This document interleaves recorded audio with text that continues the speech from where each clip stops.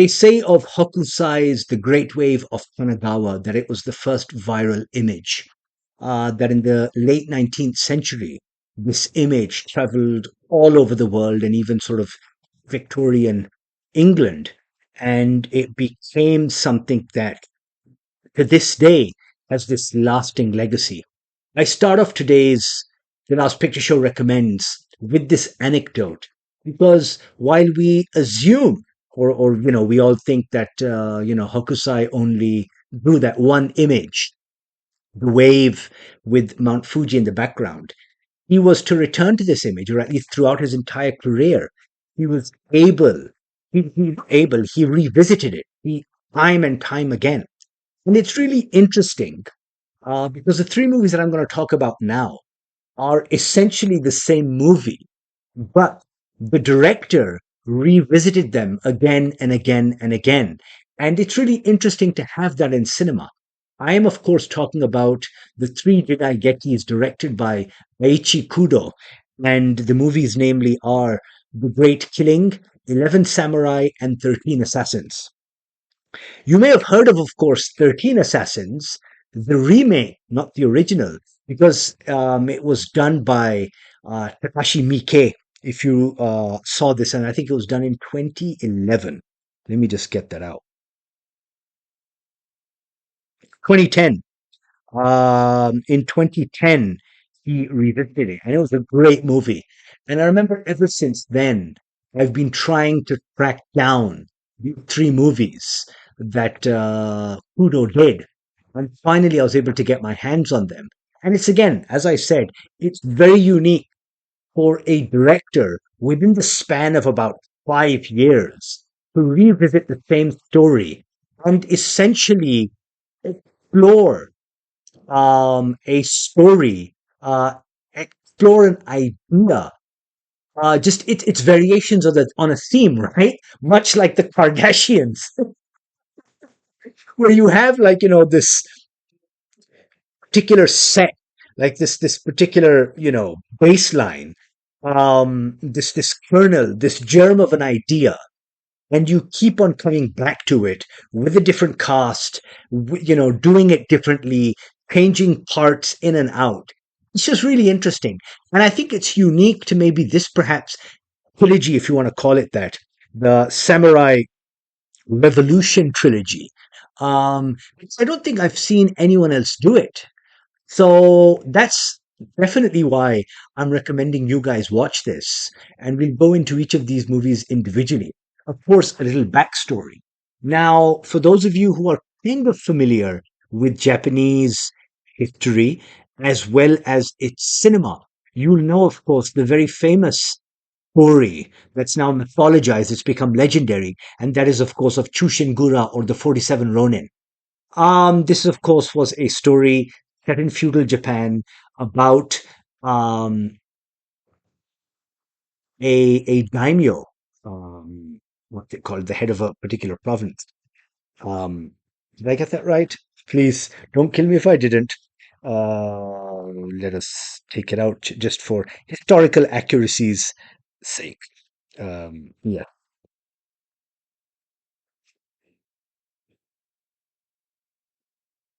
Kushingura, or the treasury of loyal retainers. Doesn't get better than that. Yeah. This was the daimyo of Akko.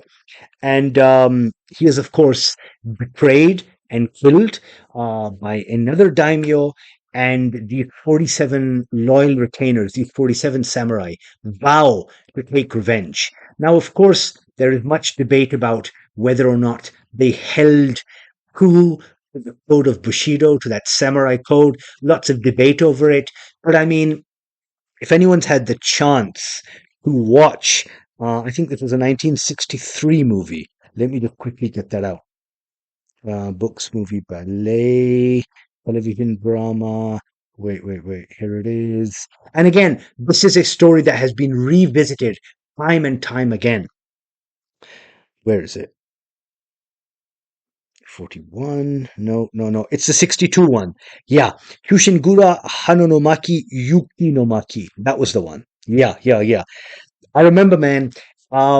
I'll spare you the details because again, this is the movie we're exactly talking about. But it's the last scene of this movie where, having fulfilled their task, and they're wearing, the black and white, what's it called, um, firefighter uniforms, because that's where they kind of, in order to hide themselves. I mean, there was a long period of them having sort of gone underground and, blah, blah, blah. But it's their last moment where they have fulfilled their task and they now walk almost in procession, right? To accept their fates, which of course is to commit seppuku. And they walk through the streets and their people are lining up. And if that moment doesn't bring you to tears, well, then nothing will, because it's truly that spirit of, here are these 47 guys who forsake everything because they did not have to follow their master into the afterlife. They did not have to hold true to their oath, and yet they did. And if you in various adaptations, in various things, a lot of them, like, they become beggars. Some, like, pose as madmen. Others go off into doing other things, all the while biding their time, planning, to get their revenge. And that is essentially what forms the story for these three movies, the Samurai Revolution movies that I'm talking about. Um, Directed by Eiichi Kudo. So we'll start off, and again, okay, and this too takes some liberty with what's it called, history. I mean, it's kind of convenient because the thing is that this is set late in the Tokugawa period, in which you have one of the shogun's brothers who died under mysterious circumstances at quite a young age. So this is a good point for them to step in, for the scriptwriters, for the people who actually came up with the story, that being particularly vain and venal and cruel, this man, this is the shogun's brother, protected, of course, by the fact that his brother is the serving shogun, but then his father, the former shogun, so he's protected by this, and he is a daimyo of a, you know a province, and because of his exalted status, he gets away with everything. Now, in what's it called, in all four versions of this story, including, of course, the Miike adaptation, you have him being, well, he's just horrible person. Like, they take it to it, like, in they take it to a visual extreme in Miike's adaptation, where, he practicing his archery on poor peasants. In this, of course, in the adaptations, you have varying degrees of insanity and evil, where in some adaptations he's accused of, raping and then murdering. In others, he attacks, without provocation, and he kills people. He's a guy who's like almost deserving of being assassinated. So, they use that, and that's what forms central plot for all three movies. Of course, they do it in different ways.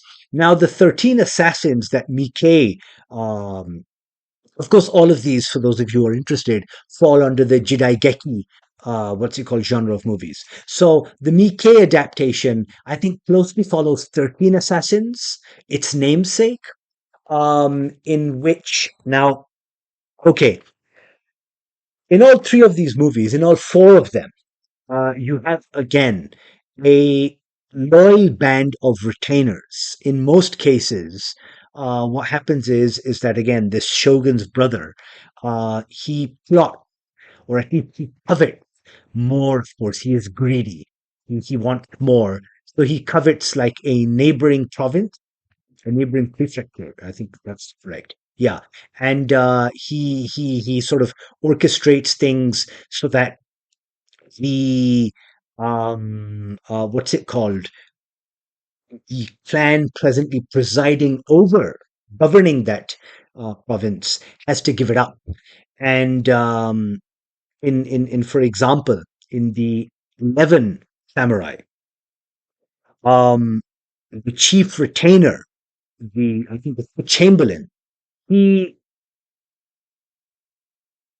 devises, I mean, sort of, he begs. So there is, of course, collusion on the part of the uh, Shogunate's administration, in which one of the ministers, I think this is in 11, samurai, um, in order to just like sort of, you know, ease this madman. He's willing to sort of go to any length, and thus, of course, you know, sounds the death knell for this one particular clan in the province. Of course, the clan, the wily Chamberlain, he asks, begs for a 1 month period for them to get their affairs in order. Of course, he takes this month to gather 11 loyal samurais to exact revenge. Now, this one is interesting because this is the only adaptation out of all of these in which it includes a lady. There's a woman in this as well. Of course, she's not given much of a role, but her participation is quite valid because the her brother, who apparently was supposed to join this band. He is, of course, dying of tuberculosis and dies the very day that they form, and so she is there to take care of his place. Of course, the code applies to all, regardless of sex. Um, that happens. Of course, in the other one, now in the Great Killing, a similar situation arises. But in 13 Assassins, the original, what happens is that the minister, the shogunate, the shogun's minister. In this case, he realizes that this man is a liability, and he is creating, sowing discord among, you know, sort of Japan, and sort of it's threatening, almost it's undermining the shogun's rule, and so he decides that, you know, it's time for this guy to go, and he brings in um one of his old, like, you know, vassals, like one of his old hands, to get a team together to get rid of this person. So that's a slight difference. Of course, there to thwart all of these plans is again another loyal hand, and this is the dude's right hand man, and Anbei. I think that's his name throughout. And there he is. He's responsible for, like, you know, sort of getting this guy to safety. Um, that's essentially what the plot is, right? There isn't much difference. Um, Now there's interesting. I mean, sort of, if you are looking for like a straightforward like actioner that is sort of rooted in, you know, that samurai, you know, those myth and all of that stuff, then yeah, 13 Assassins is it. Because one thing that all, because yeah, it does get really gory. There's a fantastic fight scene at the end. I have to say this. One thing that all four of these movies, the first three, of course, promises is this bloodbath at the end. And I mean, the great killing kind of says it all, right? That's what it promises. Because essentially what happens is that while the, you know, this, whether it's 11 or it's 13, while they are sort of plotting, they realize that their numbers are just not enough to contend with, you know, this daimyo's host of bodyguards, which number in the hundreds. So they realize that they're going to have to devise sort of a scheme, an ambush that kind of, you know, whittles down those numbers, right? And also, you know, kind of plays to their strengths, which is an ambush. And so you'll see that one, two, three, the first, you know, these three movies, the climax, the finale always happens, um, in which they are essentially cornered, the daimyo, and I think out of the first three, because I've already mentioned Mike's one, out of the first three, what is the most satisfying? Okay, you're going to have to ask me, because I am recommending these three movies almost as a trilogy. Which one of them is the best? And again, this is a director who visited it three times. Essentially, 1963, 19, wait, The Great Killing was 19. So first you had 13 Assassins in 63, you had The Great Killing in 64, and then you had 11 Samurai in 67. I have to say that I think, hmm, okay,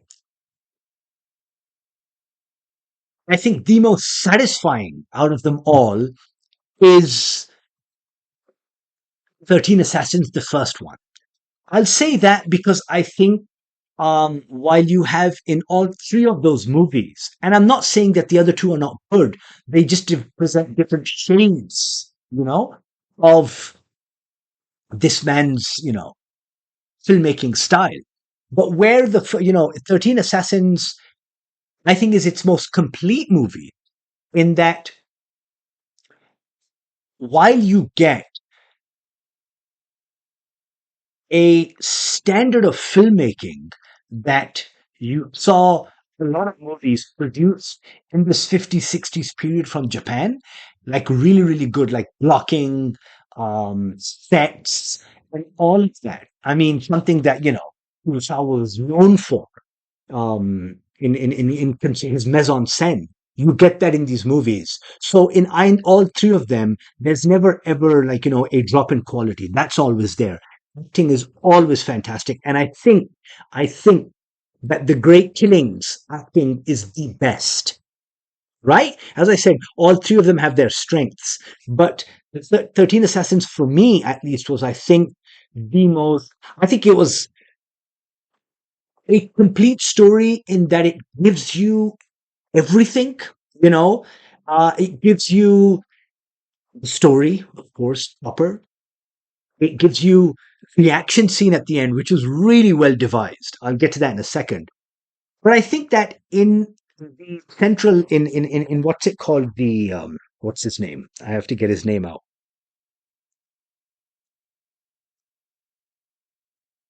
This is Shinzaimon Shimada. He is the one tasked with carrying out this this revenge plot. And sort of there's even a TV adaptation in which Shinzaimon is played by Tatsuya Nakadai. So I think he's really grounding for me in this thing because he's much older, of course. And he is the one who is, I mean, there's a presence that he has on screen that I think a lot of the other two movies kind of lack in their lead.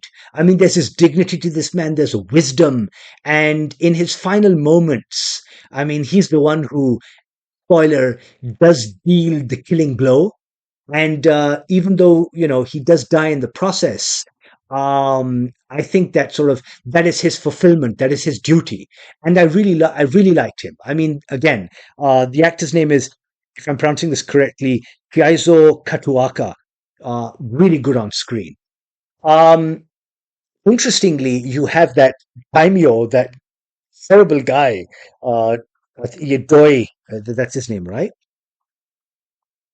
No,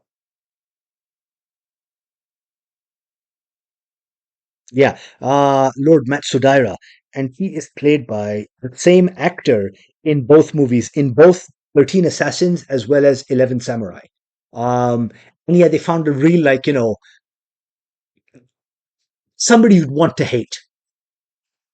Where Great Killing is really interesting is that it presents I think that there's this approach that the assassins themselves aren't they are fallible because there's this one dude in particular who rapes a fellow member's, like another member of the team, his daughter. Now she is also part of the team. This guy is just like insane. So I liked how there was this psychological aspect to that movie.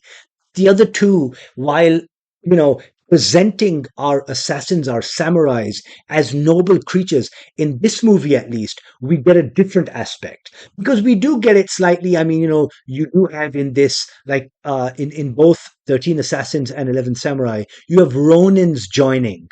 And of course, they want to do it for the money. You have that one guy in 11 Samurai who is either he's a country samurai or he is a ronin or even a peasant. But he wants to join this band because I think he's a peasant because his family was murdered in similar fashion by a lord. And he just wants to kill as long as he can get his hands on any lord, he's happy. So, like, there are these things, and I think those two movies um, at least delve further into the characters. That's pretty good. Now, as to which of the three has the better finale. Now, as I said, these guys have to, like, sort of try and corner this lord into a place where numbers don't necessarily matter. Number one, they can't call for help. And, they're able to deliver on the goods. They're able to kill this guy. So in 13 Assassins, they corner him in this mountain pass town that they're able to, like, convert overnight into almost a cage, which is really cool because you had these guys, they're up on the, roofs of these little, on these traditional houses and inns and all of that stuff, ryokans and all of that stuff. And they're pushing logs and they're spearing people and they're, what's it called? Using bows and arrows. It's really cool. Now, again, considering the time, you might feel that the action is a little dated because the thing is that there's not a lot of blood in this movie, and clearly you don't see a lot of contact between the sword and the flesh. But again, it's the 60s. They hadn't developed stunts to that point, but it's pretty, exciting enough. Like, remember that um, Oner, that movie that came out, Crazy Musashi, again, a Japanese movie in which you have, it's almost like an hour, it's a feature length movie in one take of one guy, again, um, taking a page from history in which Musashi Miyamoto fought off that one clan. In this, of course, it's on steroids in which he fights hundreds and hundreds of people. It's pretty cool, really cool experiment. Um, that's what this movie kind of all three of these finales almost attain, where, like, there he is, there they are, these, literally it's 10 to 1 type thing, right? 1 to 10 type thing. Um, and they're fighting off all these people. Sorry, my mouth's a little dry now. That's why I should have kept a bottle of water with me. Khair. Nonetheless, that one's pretty cool. The Great Killing, I think that has the most cinematic of all of these fights, of all of these finales, because the thing is that in that they corner him in a much larger town, and so you have like a sea of people just fighting, against like one or two samurai. So that's really good. And then it kind of expands because, like, the fight scene starts here and then it goes there, and almost like, sort of as an entire scene choreographing it. It's pretty cool, to do and also to see. I think the more muted fight scene happens in 11 Samurai.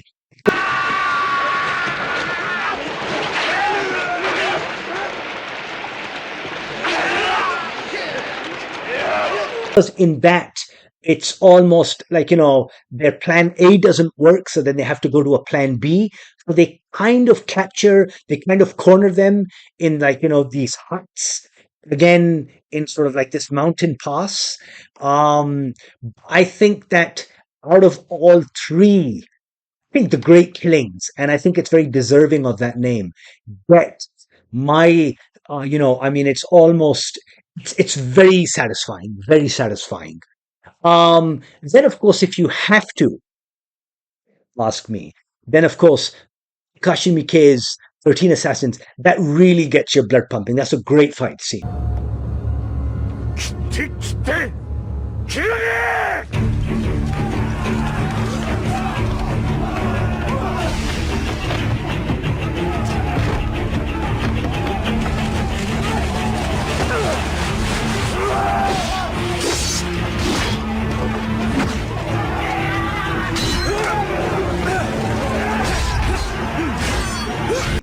So, yeah,